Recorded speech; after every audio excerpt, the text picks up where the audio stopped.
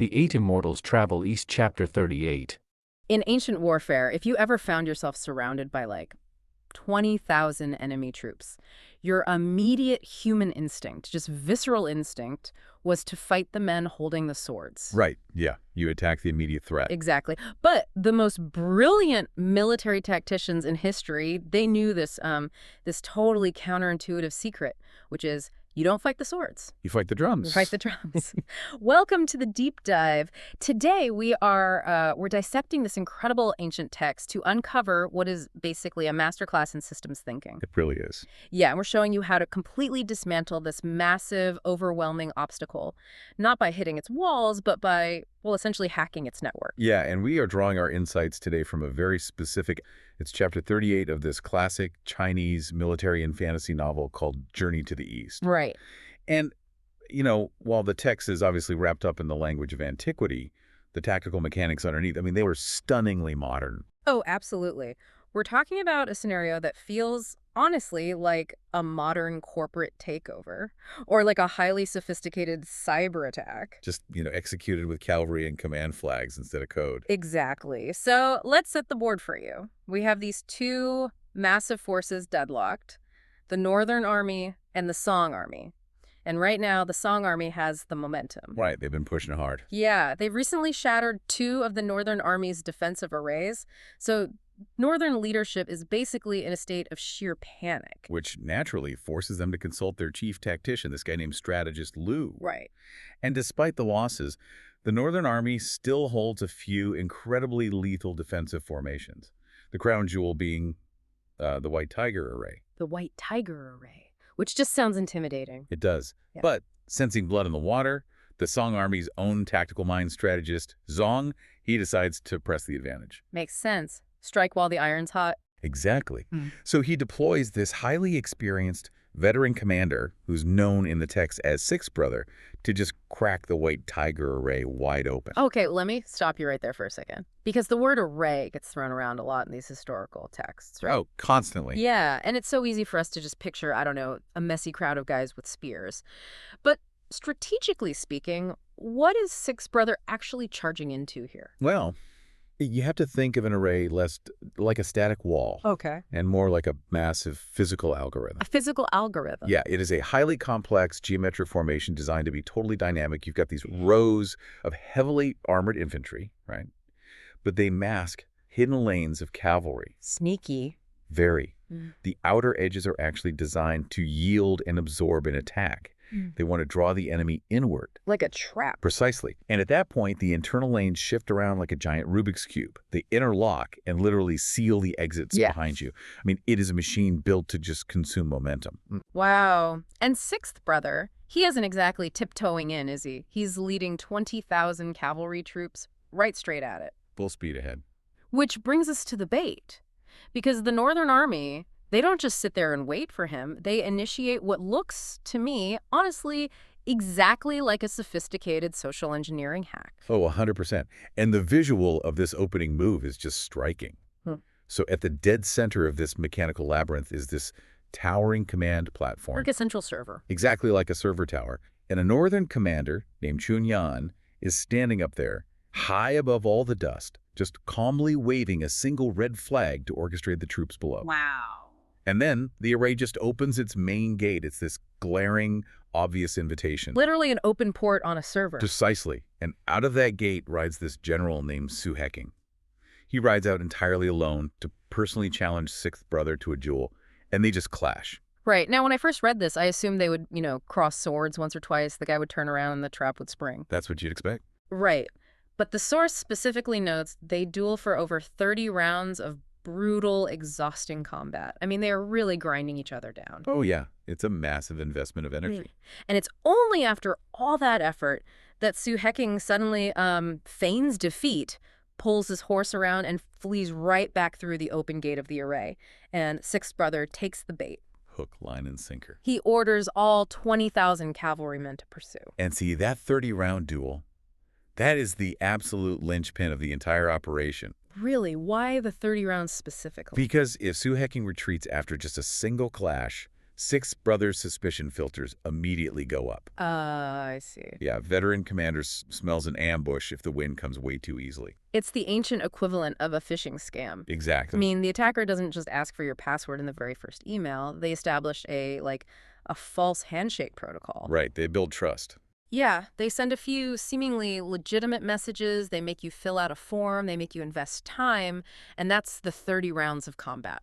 You start to feel fatigued. Yes, you feel invested.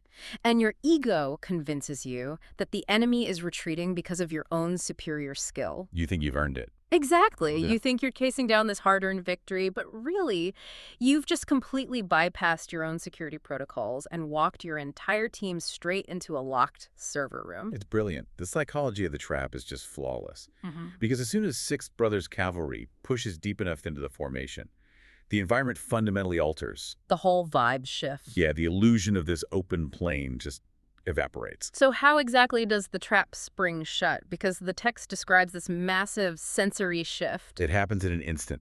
The silence of the pursuit is suddenly shattered by a complete acoustic assault. Oh, wow. Yeah, massive gongs start echoing from that central command platform. Yellow flags begin flashing in total unison across the entire field. Just overwhelming the senses. Completely. And the entire Northern Army shifts seamlessly from the White Tiger configuration into an 8 trigrounds array. Which is? It's an interlocking octagonal formation explicitly designed to remove all external visual landmarks. So you literally cannot see the horizon anymore. Just Yeah. these shifting lanes of armor. Right. And that's exactly when the Northern Army's elite forces, who are led by Princess Danyang, drop out of nowhere to completely seal the perimeter. Boom. Door locked. Door locked. Yeah. And Su Hecking, the general who was supposedly running for his life, Yeah. he turns his horse right back around, fully energized, and charges back into the pocket. Just totally nullifying Six Brothers' only tactical advantage? Because, I mean, cavalry relies entirely on kinetic energy, right? Yes. Speed and the shock value of a charge. So when you pin 20,000 horses inside this tight geometric maze and surround them with fresh infantry, you completely stall out their engine. They are entirely paralyzed. The momentum of the entire war just dies right there in the dirt. It does. And the surviving scouts on the periphery, they managed to scramble back to Song headquarters to deliver the news to Commander Zongbao, who is, understandably, described as being deeply shocked. It's a total disaster. Yeah. They had the upper hand, and now their absolute best general and 20,000 men are trapped inside a meat grinder, which, usually triggers the worst possible leadership instinct. Oh, absolutely. The immediate human impulse when you see your people trapped behind a massive wall is to just throw more bodies at the wall. Right. You try to apply brute force to shatter the perimeter. But strategist Zhang utterly refuses to do that. He looks at this disaster, and he doesn't see a wall of enemy soldiers. Yeah. He looks at the White Tiger array and targets its nervous system. Yes. He realizes you don't fight the swords. Because Zhang is actually looking at the math here. Okay, unpack that. Well, a dynamic formation of that size, one that's constantly shifting to keep 20,000 cavalry effectively caged, that requires an immense amount of real-time coordination. Oh, for sure. It is a living network. If you disrupt the routing of information, the trap stops functioning as a machine and rapidly degrades into just a disorganized blind mob. So Zhang issues his counterattack orders. And this is wild. He tells a commander named Zhao Zan to take a side path, bypass the main fighting entirely, and smash the gongs on the command platform. Right.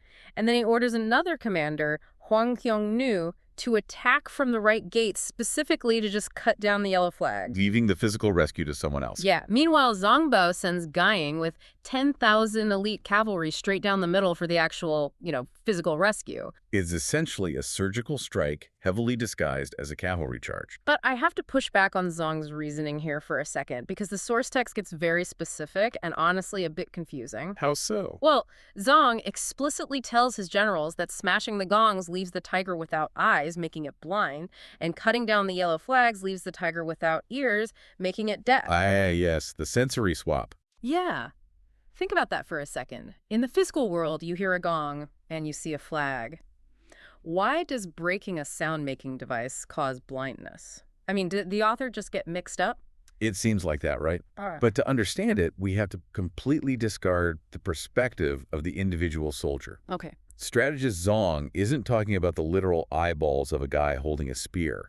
He is talking about the sensory organs of the macroorganism. The system itself. Exactly. The network architecture of the white tiger itself. So walk me through the mechanics of that network then. Sure. Consider the reality of an ancient battlefield. Yeah. It is unimaginably loud and visually impenetrable. Right, chaos. You have the screaming of 40,000 men, horses panicking, weapons clashing, and this thick, choking cloud of dust just blocking out the sun. Okay, I'm picturing it. A soldier standing in the third rank of a formation has absolutely zero situational awareness. They don't know if they were winning or losing. They only know the back of the head of the guy standing right in front of them. Right, so the central server, that command platform where Chen Yan is standing, that is the only node with an actual macro view of the data. Yes. But the server needs a reliable way to transmit packets of data to the localized nodes, the soldiers. And how do they do that? In ancient warfare, flags were the spatial routing tables. Spatial routing. Yeah. The angle and the color of a flag told the units where to move, which lanes to open, and where the enemy was flanking from. The flags were the ears receiving directional commands from the brain. Okay, then what are the gongs doing? The gongs and drums represent the temporal pacing, the system clock, essentially. Oh, wow. Yeah, the acoustic signals dictate the speed of the march, when to attack and when to hold position. They provide the actual rhythm of the battlefield's changing momentum. Ah, I totally see the logic now. Yeah. So when Zong says smashing the gongs leaves the tiger blind, he means the system loses its temporal vision. The system clock stops, so the network can no longer track the flow or the momentum of the fight. And cutting the flags deletes the routing data. The soldiers become deaf to the spatial commands of their generals. That's it, perfectly. I mean, the individual men can still literally see and hear, obviously, but the system cannot perceive or react to the broader environment anymore. You've isolated the exact mechanism. Zhang isn't applying brute force against the armor.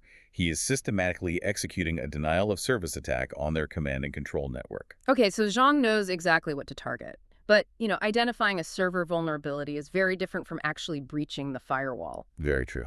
How does the Song Army execute this without just getting bogged down in the exact same trap? By operating as highly focused, localized payloads. Zhao Zan attacks from the south, utilizing that hidden side path. Right. He is not there to fight a massive war of attrition. Right. The text notes he roars like thunder, operating with overwhelming, hyper-focused force. An enemy general tries to intercept him, and Zhao Zan just eliminates him in just 2 rounds of combat. 2 rounds, so he doesn't get drawn into a 30-round distraction. Yeah. He bypasses the localized security and goes straight for the hardware. He scatters the defending troops, scales the platform, and successfully smashes those 2 gongs. And boom, the system clock of the Northern Army immediately crashes. Wow. And almost simultaneously, Huang Qiongnu flanks the rear of the array and cuts down the flags, so the spatial routing drops too. Now, you have to watch the cascading systemic failure that follows this. It's fascinating. I bet. Let's look at Su Hecking, the architect of that initial bait. The general who exhibited such cool, calculated discipline during that grueling 30-round opening duel. Right, the guy who faked the retreat. What happens to him? The moment the gongs go silent, his demeanor completely fractures.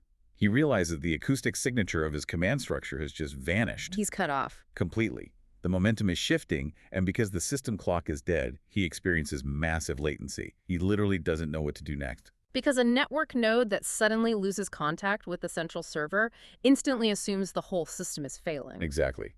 Su Hecking panics.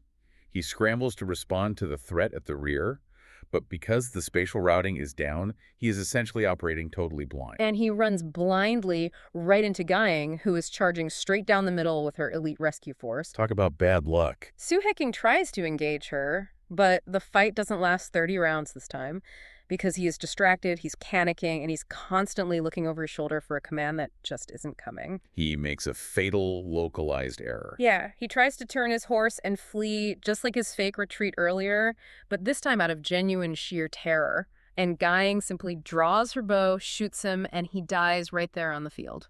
And his death isn't just a loss of a great fighter, it is the deletion of a major processing node. Wow. With the network down and a key general eliminated, the standard operating procedures of the array begin to rapidly, drastically degrade. Which brings us to Princess Dan Yang. She was the one who so perfectly sealed the perimeter earlier with her elite troops. She sees her husband, Su Hecking, get killed. And this is where we see exactly what happens when systemic guardrails just vanish. It's a textbook collapse. Because the central command is offline, right? There is no overriding authority to hold her back. So she acts purely on base emotional programming. And this is so true to life. When standard operating procedures fail in a crisis, people invariably revert to localized emotional decision-making. They stop acting as part of a team. Exactly. They stop acting as integrated components of a machine and start acting as isolated individuals. On a battlefield, or honestly even in a corporate boardroom, that localized execution without central alignment is almost always a fatal error. She completely abandons her strategic position in the formation and rushes in purely for revenge. She is so hyper-focused on vengeance that she loses all macro awareness. Because the flags are down. Right. Because the flags are down, she isn't receiving any data about her own flanks.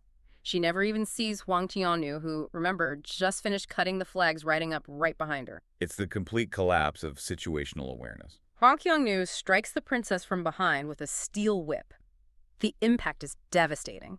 The princess is knocked right from her horse, spitting blood. Ouch. Yeah. She realizes the entire systemic architecture she relied on is gone, and she just flees the battlefield entirely, runs all the way back to her home country. So look at the board now. The leadership structure of the White Tiger Array has been surgically removed. System wiped. The primary general is dead, the elite commander has fled, the temporal pacing is destroyed, and the spatial routing is totally blind. The array ceases to be a trap. It just becomes a tomb for its own creators. Exactly. But the operation isn't quite over yet, because deep inside the center of this collapsing architecture, Sixth Brother and his 20,000 cavalry are still boxed in. Right, they're still trapped. They are exhausted, entirely surrounded, and they've been fighting a purely defensive survival action this whole time. Until, and this is key, until he receives a new packet of data. Okay, what happens? Through all the chaotic noise of this dying enemy array, Sixth Brother hears a very specific acoustic signature. He hears the gongs and drums of the Song Army. It's his own network's ping. Yes. He recognizes the signal. He knows that external rescue forces have successfully breached the perimeter. And that signal provides this massive psychological and tactical reset. He knows exactly where the friendly nodes are located now. He immediately shifts from a defensive posture to a full offensive breakout. He rallies his cavalry, pushes outward from the center, and synchronizes his movement with those external acoustic signals. Reconnecting the network. Exactly. He physically meets up with Zhao Zan, and together, converging from the inside and the outside, they completely shatter whatever remains of the White Tiger Array. It is just a breathtaking sequence of tactical deconstruction. A massive, seemingly impenetrable obstacle, dismantled not by overwhelming physical force, but by recognizing that a system is only ever as strong as its ability to communicate.